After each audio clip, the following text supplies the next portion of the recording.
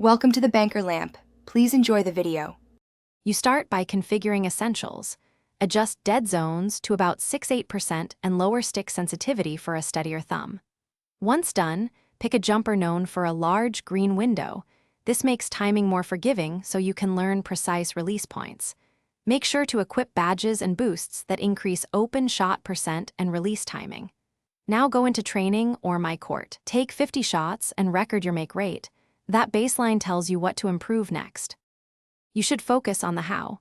Practice with the shot meter on to learn the exact frame the green window appears, then count a short rhythm to internalize it.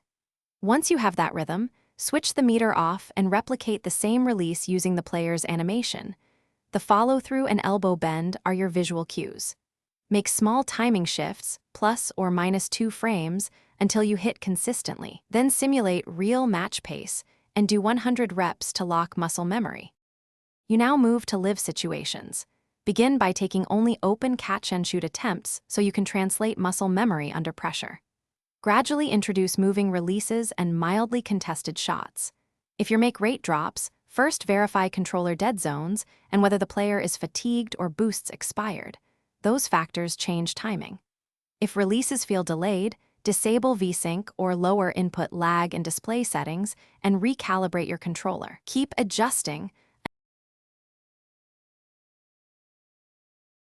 Thanks for watching. If this was helpful, leave a like and consider subscribing. See you next time.